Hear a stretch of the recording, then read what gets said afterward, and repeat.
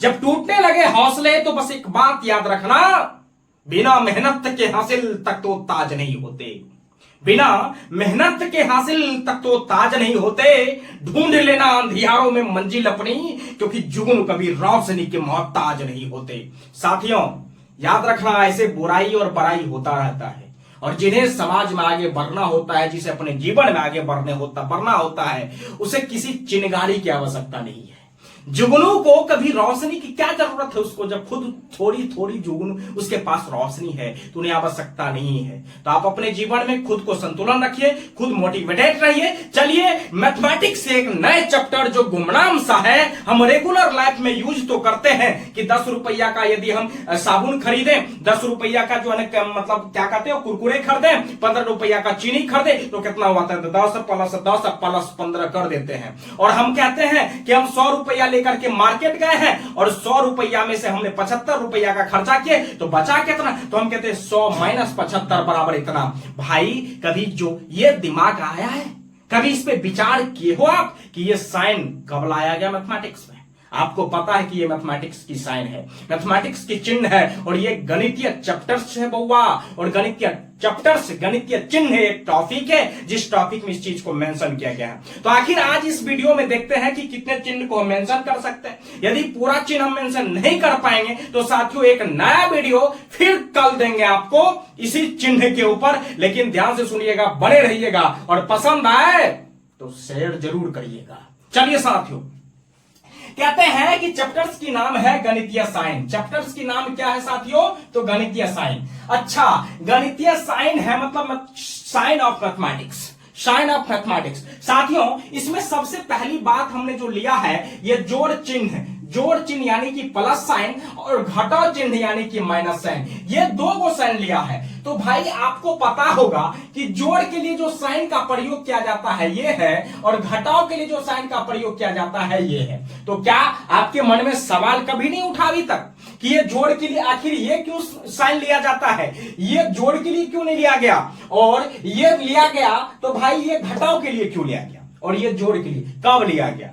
क्योंकि बात तो छोड़ दीजिए, अब गणितज्ञ का क्या रहा होगा, उस वक्त तर्क क्या रहा होगा, किसी गणितज्ञ ने अपने तर्क इस पे कहीं किसी भी ग्रंथ में साझा नहीं किया है। हालांकि मैं आज आपको बताने जा रहा हूं कि ये साइन किस गणितज्ञ ने और ये साइन किस गणितज्ञ ने जोड़ के लिए और घटाव के लिए प्रयोग में लाया है, और किस ईस्वी में लाया है, और किस ग्रंथ में इसकी उल्लेख मिला है। ये तमाम प्रकार की जानकारी देंगे हम। साथियों, एजुकेशन उसको तह तक जाइए, मैथमेटिक्स की जमीन तक देख लीजिए, मैथमेटिक्स की जमीन कितनी है। याद रखना, जीवन मैथमेटिक्स से याद रखना। इसीलिए कहते हैं सन 1544 में याद रखने वाली तथ्य है साथियों, याद रखने वाली तथ्य है सन 1544 जिस समय भारत गुलाम था, सन 1544 में इस बात को याद रखिएगा, माइकल स्टीफेन नामक एक गणितज्ञ था।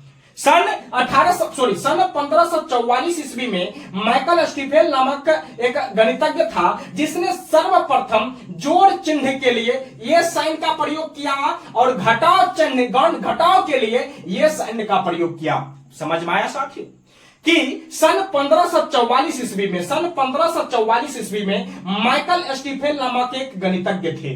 माइकल स्टीफेन नामक एक गणितज्ञ ने सर्वप्रथम जोड़ चिन्ह के लिए इस साइन का प्रयोग किया, जोड़ चिन्ह के लिए इस साइन का प्रयोग किया, और घटाव के लिए इस साइन का प्रयोग किया। ध्यान से सुनिएगा साथियों, जोड़ के लिए यानी जोड़ के लिए इस साइन का प्रयोग किया, जोड़ के लिए इस साइन का, यदि हमें किसी चीज को जोड़ना होता था तो जोड़ के लिए इस साइन का प्रयोग किया। जैसे हमने शुरुआत में कहा साथियों कि यदि 10 रुपया का सामान है, 10 रुपया का सामान है और 15 रुपया का सामान है, तो इसको हमें कुल करना होता है, तो भाई ऐसे बीच में एड का सेट मतलब जोड़ का साइन यूज करते हैं साथियों। तो ये साइन जोड़ के लिए ये माइकल स्टीफेन नामक गणितज्ञों ने सन 1544 ईस्वी में दुनिया को बताया। कितने? सन 1544 ईस्वी में दुनिया को बताया। और इतना ही नहीं साथियों, इसने घटाव के लिए इस साइन का प्रयोग किया। ध्यान से सुनिएगा, घटाव के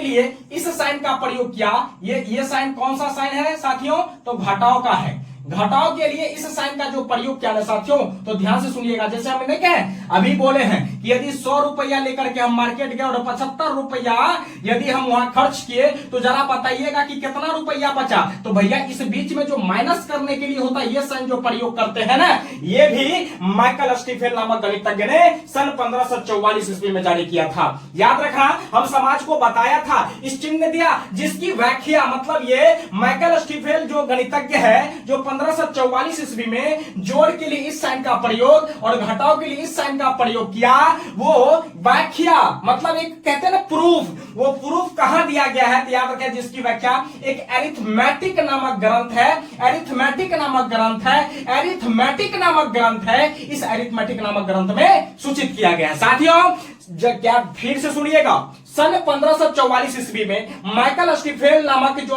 गणितज्ञ थे सर्वप्रथम जोड़ चिन्ह के लिए इस साइन का प्रयोग किया, घटाव चिन्ह के लिए इस साइन का प्रयोग किया, जिसकी व्याख्या जो है अरिथमेटिक नामक ग्रंथ में दिया गया है। कंप्लीट समझ में आया और पूर्णतः समझ में आएगा साथियों, तो आप इस बात को याद रखिएगा कि आप कमेंट सेक्शन में अपनी कमेंट राय जरूर रखिएगा। आप भाई रील्स देखोगे, वहां लाइक जरूर मारोगे, लेकिन इस वीडियो से आप अपने जीवन में और आप अपने आने वाले पूर्वजों को महान बना सकते हैं, उसमें आप लाइक नहीं मारिएगा। क्या विडंबना है इस देश भारत का, और क्या विडंबना है यहाँ के नागरिकों का, क्या विडंबना है कि ये रील पे और नाचने गाने पे नोटों की गद्दी उड़ाई जाती है। नाचने गाने जो सिर्फ मनोरंजन कराता है और मनोरंजन के बाद खत्म हो जाती है, जिससे हमारा समाज आज ना दूषित होता जा रहा है, उस पर हम नोटों का गड्ढे उड़ाते हैं। कभी यह समाज में ऐसा नहीं देखा गया कि जो बेहतर शिक्षक है रात दिन एक करके पढ़ करके आपके बच्चे को सभ्यता समझाने के लिए, समाज को सभ्य बनाने के लिए रात दिन एक करता है, उस पर कभी नोटों की गड्डी नहीं उड़ाई जाती। साथियों यदि इतिहास बदलना है तो शिक्षक खोजिए वैसा कौन सा शिक्षक है, और सिर्फ नाचने गाने की बजाय शिक्षक पे भी गड्डी उड़ाना शुरू करिए, तब एक सभ्य समाज का निर्माण होगा। और यह भी सोच लीजिए कि यदि आप अपने जीवन में, आज कहते हैं ना रात में उड़ा के आइएगा नोट की गड्डी नचनिया और गजनिया पे, भजनिया पे, और आप कहिएगा कि मेरा बेटा ऐसा हो गया, मेरा बेटिया ऐसा हो गया। अरे भाई, अब सभ्य समाज देखना चाहते हैं तो सबसे पहले सही आप अपने आप को कंट्रोल करना सीखिए, विनम्र निवेदन के साथ कहना चाहूंगा। चलिए दूसरे साइन की तरफ चलते हैं साथियों। अच्छा, कहता है कि इस चिन्ह का प्रयोग जो हुआ था 1544 में माइकल स्टीफेन के द्वारा, तो भैया अन्य गणितज्ञों ने इसे कब माना, तो अन्य गणितज्ञों ने इसे यानी जोड़ के लिए इस चिन्ह को 1630 में और घटाव के लिए भी 1630 में अपनाया। सन 1544 में माइकल स्टीफेन ने जोड़ के लिए यह साइन, घटाव के लिए यह साइन दिया, और जिसकी व्याख्या जो है अरिथमेटिक नामक ग्रंथ में है। किस ग्रंथ में है साथियों? अरिथमेटिक नामक ग्रंथ में है। लेकिन अन्य गणितज्ञों ने इसे सन 1630 ईस्वी में भी अपना लिया।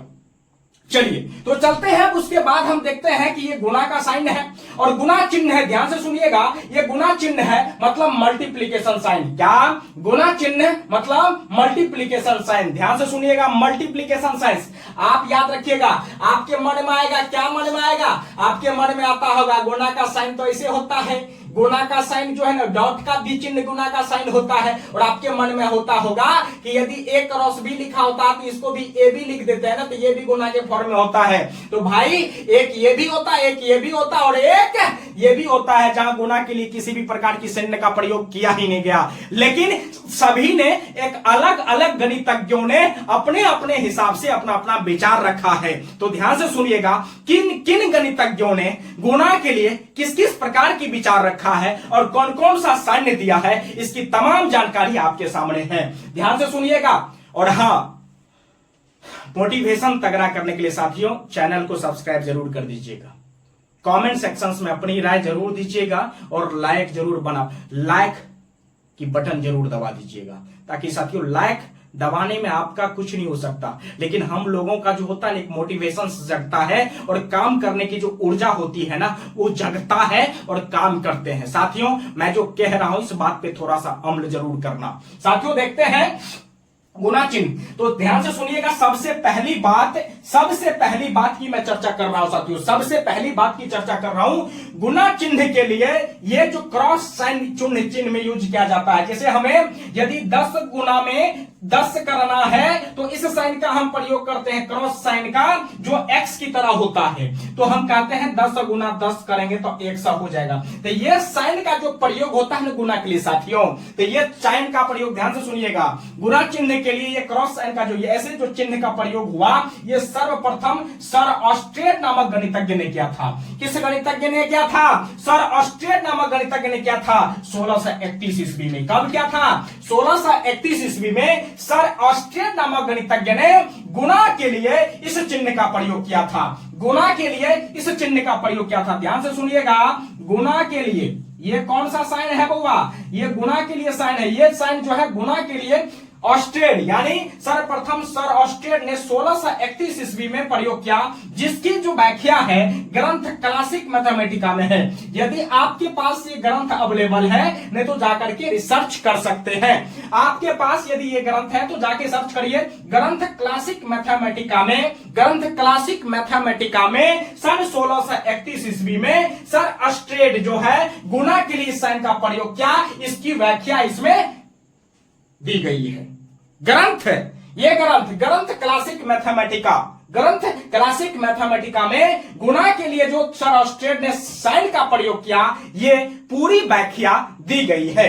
आगे चलते हैं साथियों, दूसरी नंबर की मैं बात करूं तो एक गणितज्ञ थे जिसका नाम था श्री हरिओट। ध्यान से सुनिएगा, एक गणितज्ञ थे जिसका नाम था श्री हरिओट। तो श्री हरिओट नामक गणितज्ञ ने गुना के लिए डॉट साइन, जिसको आप दशमलव नहीं कह देते हो, आप नहीं कह देते हो दशमलव, वो दशमलव जैसे साइन का प्रयोग यानी बिंदु जैसे साइन का प्रयोग इसने गुना के लिए किया था। तो ध्यान से सुनिएगा कि गणितज्ञ श्री हरिओट ने गुना के लिए बिंदु, मतलब ये नहीं कहते हैं, यदि आप कहते हैं ना कि ये मतलब 5 है तो ये ऐसे कहते हैं तो 5.4 हो जाता है। हाँ साथियों याद रखना, ये होता है ना, ये भी होता है, इसका मतलब भी गुना होता है।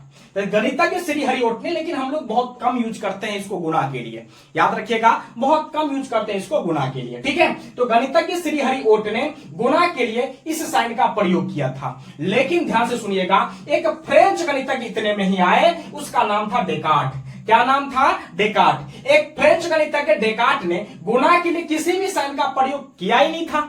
उसका कहना था, ध्यान से सुनिएगा, फ्रेंच गणितज्ञ डेकार्ट ने गुना के लिए किसी भी साइन का प्रयोग नहीं करते थे। यानी उसको किसी भी चीज को आपस में गुना करना होता था मैथमेटिक्स में, वो किसी भी प्रकार की साइन लेता ही नहीं था गुना के लिए। तो कैसे करता था? जैसे हम सिंपली यदि आप लिख सकते हैं, यहां b गुना c लिख सकते हैं, तो यहां वो क्या लिखता था? bc लिख देता था, और इसका मतलब ये मान लेता था कि भाई ये जो है ना भैया गुना के फॉर्म में है। तो याद रखिएगा साथियों, यहां 3 गो तर्क है और तीनों गणितज्ञों ने गुना के लिए जो साइन प्रयोग किया है, इस सब साइन का प्रयोग हम लोग करते आ रहे हैं और करते भी जा रहे हैं और करते भी रहेंगे। लेकिन ये बहुत कम लोगों को पता होता है कि ये साइन किस गणितज्ञों ने दिया और कब दिया। याद रखिएगा, मैं इसकी पूरी जानकारी इस वीडियो में दिया हूं और आगे भी वीडियो जारी रखूंगा, क्योंकि वीडियो बड़ा ना हो जाए, इसीलिए लगभग जोड़, घटाव और गुना साइन को मैंने इस वीडियो में पूरी की पूरी कवर किए हैं। और उसके बाद हम फिर लाएंगे आपके सामने भाग, अनुपात और समान अनुपात जैसे जो चिन्ह है, उन चिन्हों का प्रयोग कैसे हुआ, कब हुआ, किस प्रकार से हुआ, इसकी पूरी जानकारी एक सेकेंड पार्ट में लाते हैं। जो गणितीय चिन्ह जो टॉपिक है, इसकी सेकेंड पार्ट वीडियो कल आपके सामने जरूर परोस दिया जाएगा। लेकिन ध्यान से सुनिएगा, उसको आने से पहले आप लोगों की इस वीडियो के प्रति कितना प्रेम है, दबे हुए एजुकेशन को जो पलटने की बात किया जा रहा है, जो सब सभ्यता को मतलब एक महानतम बताने की बात की जा रही है और सभ्य समाज की जो निर्माण की मुहिम है, इसमें आप लोग मेरा कितना साथी बनते हैं और कितना आप लोग मेरा सहभागी बनते हैं, इसकी पूरी इंतजार है। पूरी प्रक्रिया के साथ आप और हम मिल करके अपने समाज को सभ्य बनाएंगे। साथियों, मैं जाते